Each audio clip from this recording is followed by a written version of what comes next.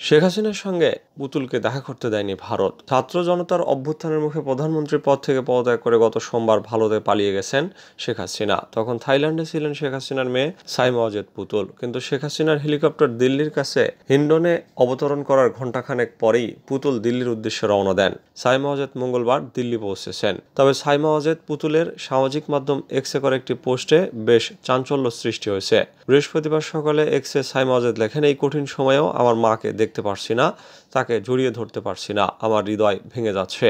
এখন প্রশ্ন উঠছে, দিল্লি যাওয়ার পরেও কেন তিনি তার মা শেখ হাসিনার সাথে দেখা করতে পারেননি, নাকি তাকে ভারতীয় কর্তৃপক্ষ দেখা করার অনুমতি দেয়নি?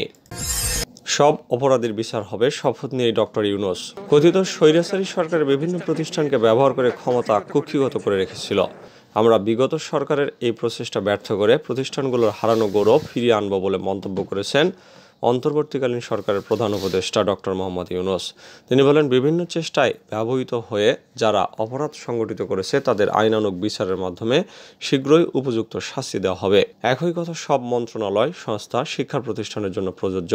সর্বত্র অপরাধীদের বিচার হবে। ডক্টর ইউনূস বলেন, আজ প্রত্যেকটি প্রতিষ্ঠান ও তার সদস্যরা নিজ নিজ কর্তব্য পালন করার মাধ্যমে দ্বিতীয় স্বাধীনতাকে উপভোগ করবেন। তারা দেশকে গৌরবের শীর্ষে নিয়ে যাবেন এবং দেশবাসী ও জগৎবাসীকে উপভোগ করার সুযোগ করে দিবেন। আমি জাতির পক্ষ থেকে নির্ভয়ে আনন্দ চিত্তে নিজ নিজ কর্মস্থলে ফিরে আসার অনুরোধ করছি।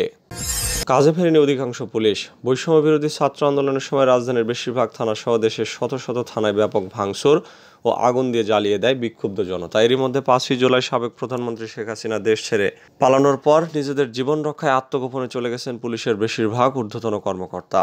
অধস্তনরাও গা ঢাকা দেন। এমন অবস্থায় পুলিশ প্রধান, ডিএমপি প্রধান এবং র্যাবের প্রধান সহ গুরুত্বপূর্ণ বেশ কয়েকটি পদে নতুন মুখ আনা হয়। দায়িত্ব নেওয়ার পর আইজিপি মোহাম্মদ মইনুল ইসলাম বাহিনীর সবাইকে 24 ঘন্টার মধ্যে নিজ নিজ কর্মস্থলে ফেরার নির্দেশনা দেন। বৃহস্পতিবার সন্ধ্যা 6টায় সেই 24 ঘন্টা পার হলেও বেশিরভাগ কর্মকর্তা এবং অধস্তনরা কর্মস্থলে ফেরেননি। খোঁজ নিয়ে জানা গেছে, কর্মস্থলে ফেরেনি ঢাকা মহানগর পুলিশের বেশিরভাগ ঊর্ধ্বতন কর্তা, ফেরেনি অধস্তরাও। তবে গোয়েন্দা পুলিশের উপকমিশনার থেকে সহকারী কমিশনার পদমর্যাদার কেউ কেউ কাজে যোগ দিয়েছেন। অধস্তরা বলছেন, নিরাপদ কর্মপরিবেশ সৃষ্টি হলেই কাজে ফিরবেন তারা।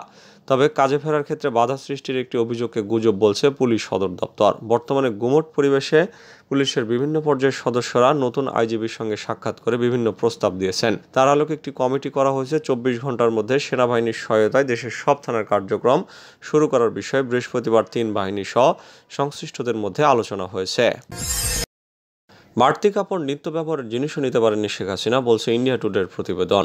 শিক্ষার্থী জনতার তুমুল বিক্ষোভের মুখে 5ই আগস্ট প্রধানমন্ত্রীর পদ থেকে পদত্যাগের পর দেশ ছাড়তে বাধ্য হন শেখ হাসিনা। বুধবার ইন্ডিয়া টুডের এক প্রতিবেদনে বলা হয়, দেশ ছাড়ার জন্য শেখ হাসিনাকে মাত্র 45 মিনিট সময় দেওয়া হয়েছিল। সরকারি সূত্রের বরাদ্দে ইন্ডিয়া টুডে বলছে, এই সময় বেঁধে দেওয়ার পর শেখ হাসিনা তার বোন শেখ রেহেনা ও ঘনিষ্ঠ সহযোগী একটি সামরিক উড়োজাহাজে করে ভারতের উদ্দেশ্যে দেশ ছাড়েন। এত অল্প সময় শেখ হাসিনা ও তার সঙ্গীরা বাড়তি কাপড় সহ নিত্য ব্যবহারের জিনিসপত্র পর্যন্ত সঙ্গে নিতে পারেননি।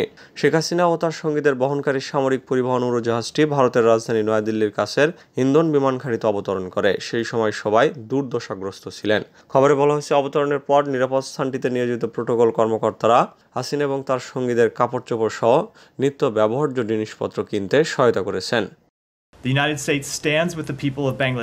আমরা বাংলাদেশের অন্তর্বর্তী সরকারের সঙ্গে কাজ করতে প্রস্তুত। যুক্তরাষ্ট্র জানিয়েছে, বাংলাদেশের মানুষের গণতান্ত্রিক ভবিষ্যৎ নিশ্চিত করতে তারা অন্তর্বর্তী সরকারের সঙ্গে কাজ করতে প্রস্তুত। একই সঙ্গে বাংলাদেশের চলমান পরিস্থিতির দিকেও নজর রেখেছে তারা।